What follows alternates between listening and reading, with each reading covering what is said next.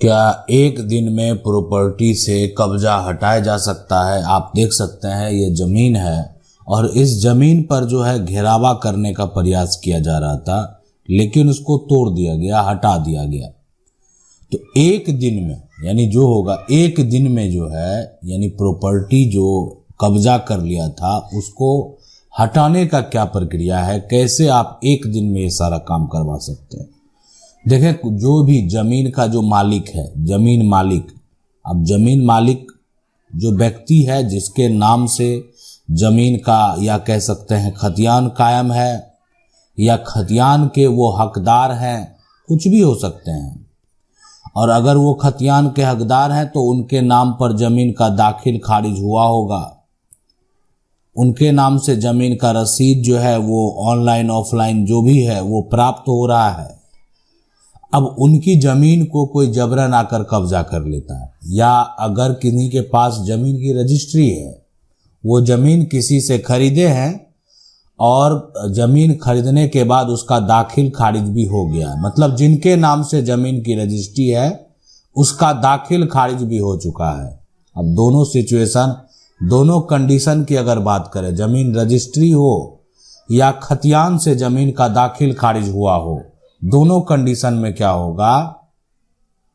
अब मान लेते हैं कोई ज़मीन पर यहाँ पर घेरावा करने लगेगा, कुछ करने लगेगा, आपको रोकना है, आपकी ज़मीन है। या मान लेते हैं आपका ज़्यादा ज़मीन नहीं जा रहा, थोड़ा ही ज़मीन जा रहा है, ज़मीन को बिना सही तरीके से नापे ज़मीन का जो है घेरावा शुरू कर दिया, रोकना है। तो अभी अगर आपके ज़मीन को ये घेरावा कर लेगा तो आपकी ज़मीन को कब्जा करना हुआ, या आप ही का ज़मीन है जबरन उसको कब्जा कर रहा। देखें, कुछ कंडीशन नहीं होना चाहिए, जैसे कि एक तरह से कंडीशन की अगर बात करें सबसे पहले तो ये नहीं होना चाहिए कि कब्जा करके उसमें रहता है, यानी कब्जा करके जो है कब्जा कर मकान बनाकर रह रहा है, मकान बना लिया, ठीक है, बनाकर रहता है।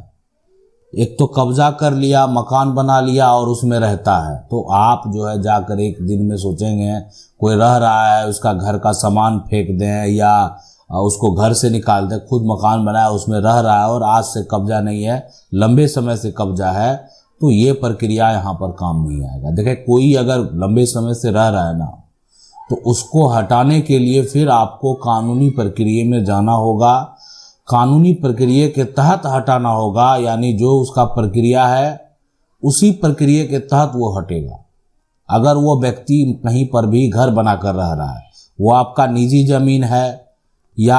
आप उसको खरीदे हैं, जो भी विवाद हुआ है, जैसे भी हुआ है, अगर आपका उस पर अधिकार है, आप अधिकार का दावा करेंगे, वो प्रॉपर्टी आपको वापस जरूर मिलेगी, लेकिन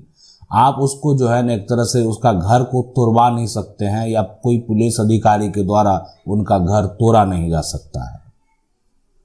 तो एक तो ये हो गया कि यहाँ पर जो है ऐसा अगर है तो उस सिचुएशन में ये काम नहीं आने वाला है। लेकिन अगर आपकी ज़मीन को कब्जा किया और उस पर किसी प्रकार का कोई निर्माण कार्य कराया जा रहा है, तो अब एक पावर है किसके पास, तो ये सारा आप हकदार है, दाखिल खारिज है, ज़मीन रजिस्ट्री है, दाखिल खारिज उसका भी हो गया है। तो यहाँ पर मजिस्ट्रेट को, है ना, मजिस्ट्रेट को एक पावर है कि जो कानून बना, नया कानून BNSS, भारतीय नागरिक सुरक्षा संहिता, जो हमारे देश का नागरिक है उसका सुरक्षा कैसे होगा, तो मजिस्ट्रेट को पावर दिया गया, यानी जो है BNSS जो है उसकी धारा, यानी उसका अगर बात करें सेक्शन जो है 163। अब 163 जो एक तरह से सेक्शन है ना, ये उसी के लिए है, यानी अगर कोई केस जो है अर्जेंट है, अर्जेंट केस के लिए ये धारा है, केसेस के लिए। अब कोई अर्जेंट ही केस है, आपका ज़मीन को जबरन कब्जा कर रहा, आपको रोकना है उसको, तो ये अर्जेंट केस है, धारा 163 जो उस पर लगेगा। तो उसके बाद क्या होगा कि अब वहां पर उसको रुकना पड़ेगा, नहीं रुकेगा तो फिर आगे की प्रक्रिया है। ऐसा नहीं कि फिर आगे जो है कानून नहीं है, अगर मान लेते हैं आदेश का कोई उल्लंघन करेगा उसके लिए तो फिर बहुत बड़ा कानून है, और उसके लिए तो फिर वो बुरी तरीके से फंस सकता है अगर कोई ऐसा करेगा जो एक तरह से मजिस्ट्रेट का आदेश हो या जज साहब यानी कोर्ट का आदेश हो, जज साहब के द्वारा आदेश दिया गया कोर्ट से, और फिर जो है उसका पालन नहीं किया गया। तो ये एक प्रक्रिया है। इससे क्या होगा कि वो व्यक्ति जो निर्माण करा रहा है वो निर्माण नहीं कराएगा।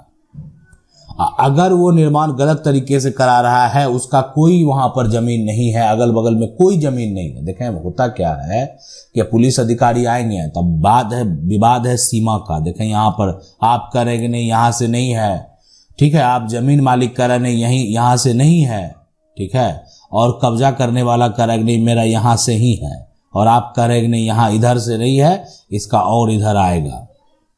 तो ये अब सीमा का विवाद हो गया। तो उस केस में पुलिस अधिकारी सिर्फ इस पर क्या करेंगे, रोक लगा देंगे, और इस तरह का जो भी रिपोर्ट है ना, ये रिपोर्ट भेज दिया जाएगा मजिस्ट्रेट के पास, ठीक है। यानी ये सारा रिपोर्ट कहाँ जाएगा, मजिस्ट्रेट के पास जाएगा। कि अब ये जो अगर यहाँ पर देखें, और मजिस्ट्रेट जो है एक तरह से रिपोर्ट पुलिस ऑफिसर जो है उनसे मांगेंगे भी। अब इस पर रोक तो लगा दिया गया, लेकिन अब जो जमीन पर कब्जा करने वाला था, पहले जो एक तरह से इसको एक घेरावा कर रहा था, उसके पास कोई कागजात नहीं है, कोई डॉक्यूमेंट नहीं है,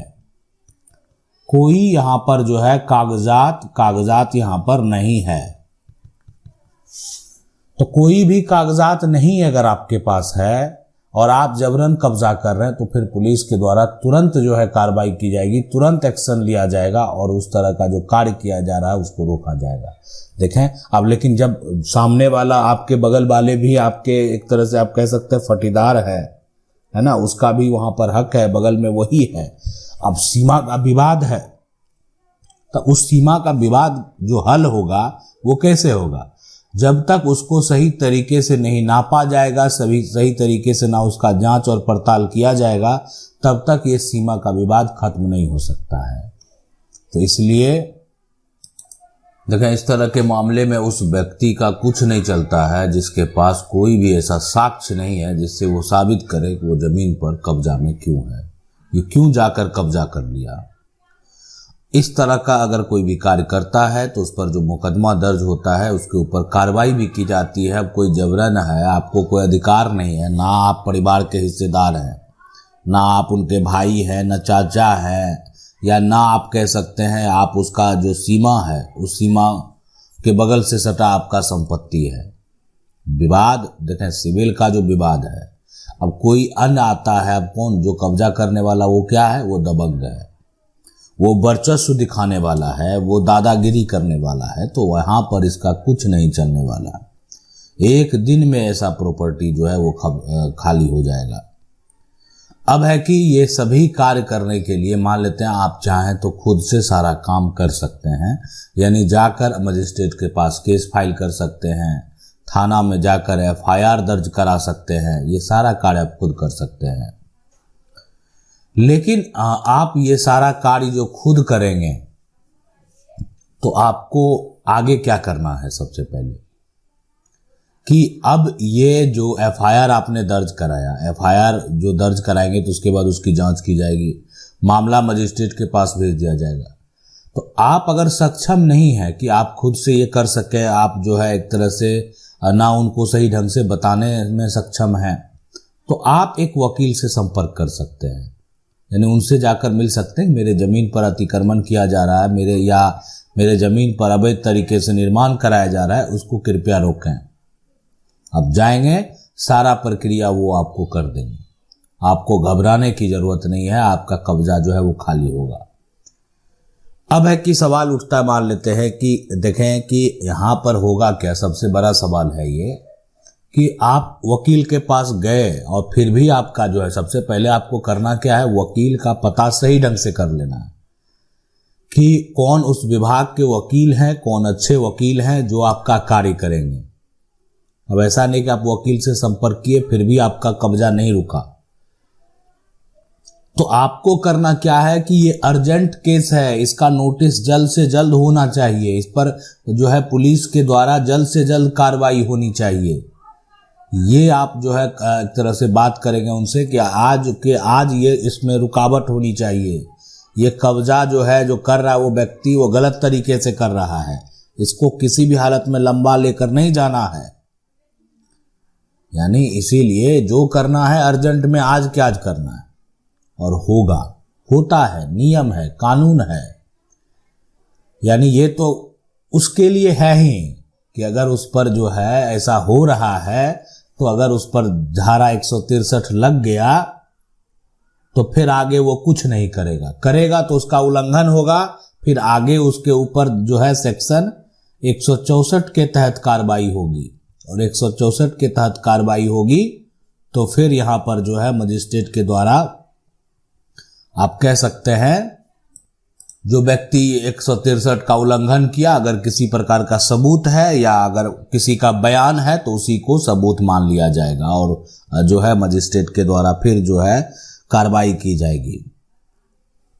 अब आपको यही करना ही है अगर इस तरह का समस्या से जूझ रहे हैं तो। कानून की 99 को अगर पहली बार देख रहे हैं, चैनल को सब्सक्राइब करके जो बेल आइकन है उसको जरूर दबा लें। वीडियो अच्छा लगा वीडियो को लाइक जरूर कर दें। मिलते हैं अगले वीडियो में, तब तक के लिए जय हिंद।